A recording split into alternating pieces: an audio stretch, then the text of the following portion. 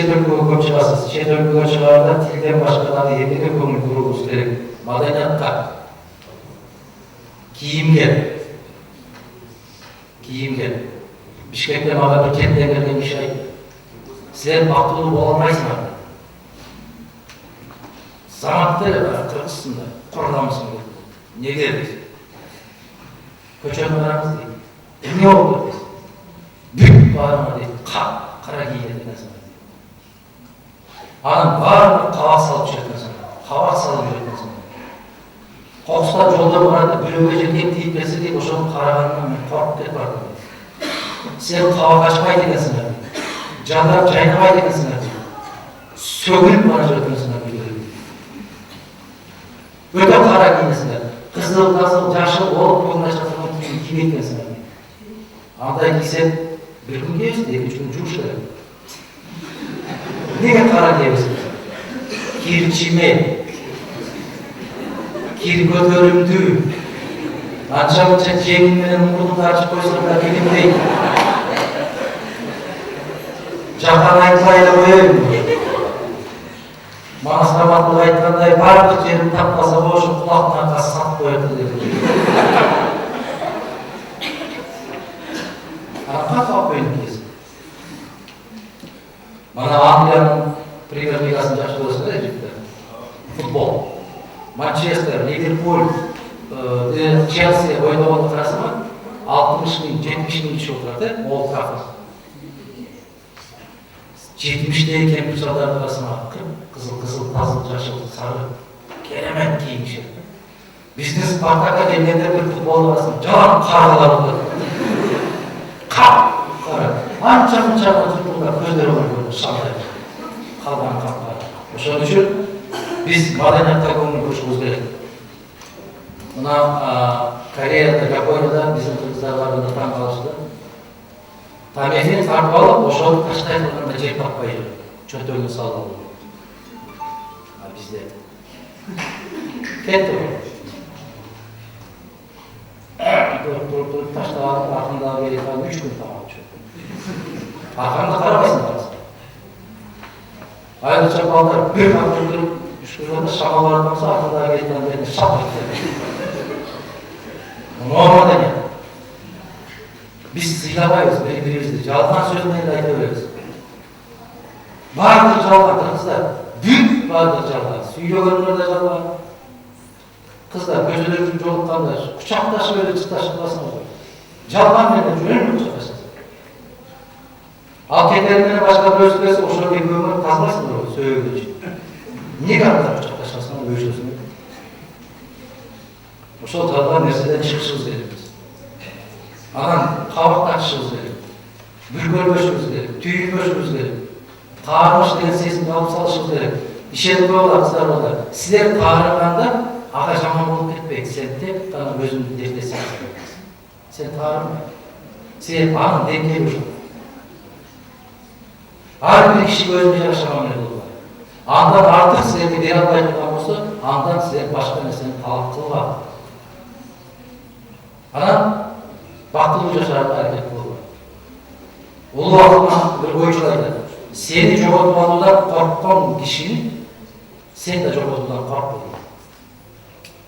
Көрдүңөрбү? Эгер сен кымбат болсоң, сен мүнөзүң кандай болбосун, сенден кетпейт. Эгер сен керектүү болсоң, сени пайдаланат, керектүүлүккөн кийин кет. Андан коркпо. Ошол маданиятка көңүл бурат. Биринчи кезекте маданият, мына Бишкекте да, Ошто да, биздин жерде турдук, көпкө чейин турдук. Бир да машина токтоп өткөрүп коеюн дебедик. И дебейт да. Баягы жүргүнчүлөр өтө турган жерге барып, өтүп аткан болсоң дагы артынан басып каласың. Сөгүп кетип барат. Терезесин түшүрүп алып, баш көрүнбөй калганга чейин чыгып алып сөгүп барат. Ушул эл. Мен кече жакында Бекеге барып келдим. 9 миллион калып жашайт. Жол чырак жок экен. Көчөлөрдө жол чырак жок экен.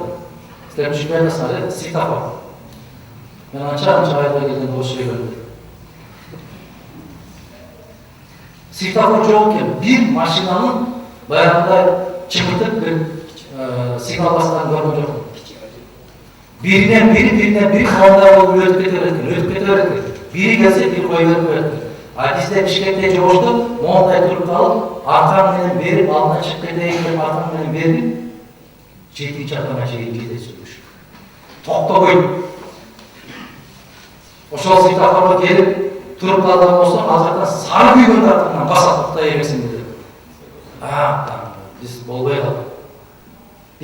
калдык.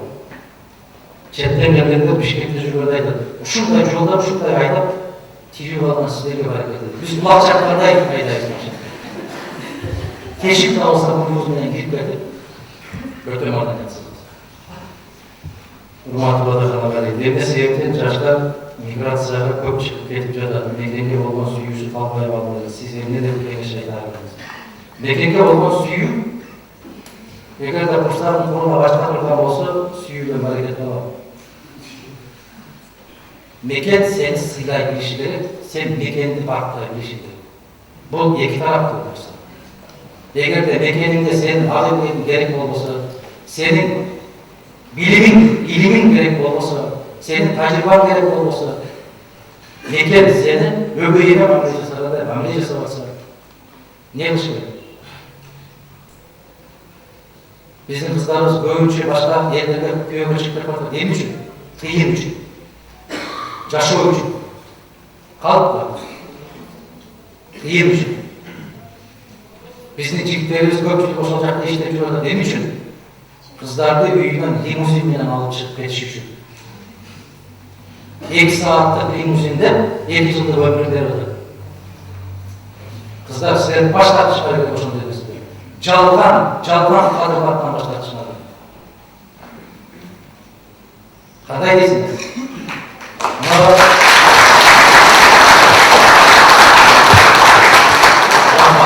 Апаңарга барып айткыла. Апаңарга, силерди апаңар дейт коюп. Сантараттын кызын көрдүңбү кандай кетти? Ошонун кам келбесин. Исаратты көрдүң, а? Сеники бир апа болсо керек.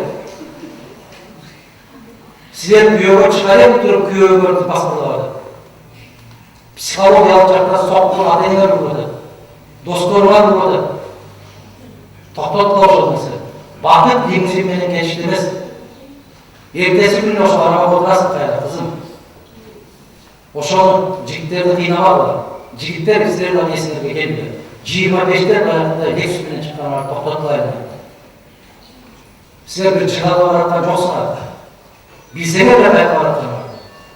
Кандай азапка бараткан. Lexus'tan түшүп жөө качатайын болчу. Сабырлык турду, 2 күндөн кийин түшүнөсүңөр таяктай. Мен биринчи жолу көрүп атам ушундай бир азапка, ушундай бир тартара менен бараткан. Жөнү эле эми жайда кылбайын кетип, асы деле сага көңүл айтат, деп четке карап. Ошондон көрөп, ар бир досума бирден лимузин, бирден Lexus ижарага алып бердим. Ошондой андан көрө мындай кыласың. Бир Lexus'ту ошо ижарага чыккандын акчасына бир жакшы бир токту берет. 15 досуң 15 коз алып берсең, Аллах аркасын берсе кийинки жыл 30 болот. Ошол жаштарга бир канча азык болот. Же болбосо ушул бир музоолду торпак алып берсең айланайын, жакшы ниет менен кийинки жылы биздин аяшкыбыз, жайашкыбыз ушул сүткө насип кылсын, Алла ушул насип кылсын деп берсеңер, ушул кандай киреши болот? Кандай жакшы болот? Мына ошол тойлорго келбейм. Неге? Бишкектеги тойлорунда бар. Неге? Салаттарды жайнатып коесуң. Бир күндө Оштун өзүндө 1 миллион сомдон ашык салаттарды ыртат экенсиң. Аны кантип байыбыз? Акчанын баары асфальтка төшөп атабыз, акчанын баары жанагы шыпырынды таштаган черекке куябыз. Кантип байыбыз?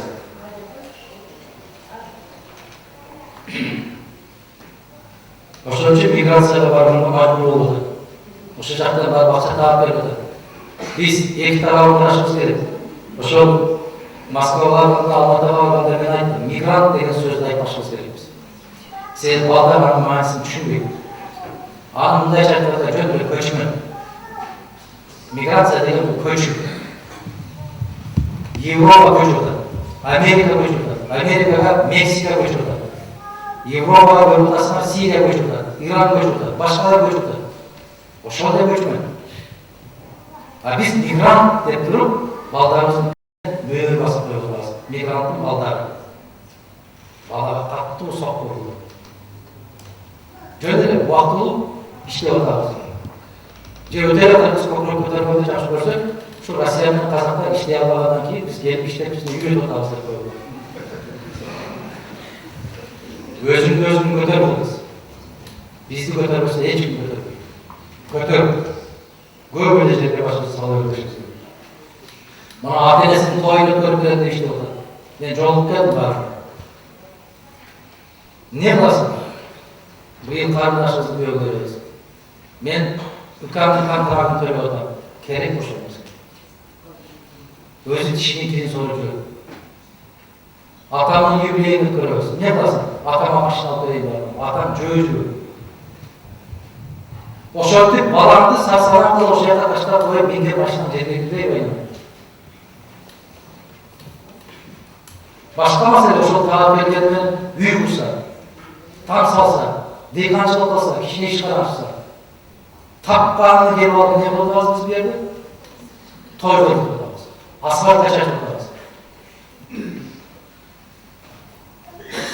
Студенттик мүнөттө сизде арман болуп калган нерсе, менде толук арманым бар ичинде. Толук арман. Бир акыл жазган экен. İçindeki armada aytқандан қорқып, сен ағаламды су қаптап кете береді. Студенттік кездегі арман көп. Ары бері көрген қош уақытым арман. Ошол кезде келип алып биз азыркы силер окуудан башка эч нерсе билбейсиз. Биз каникулга келип алып 3 ай элек. 3 үй катары мен алып алып 50 сомдон 150 сомдон алып алып 450 рубльга 3 ай келем. 58 сомго Ош Москва самолетті берет алады.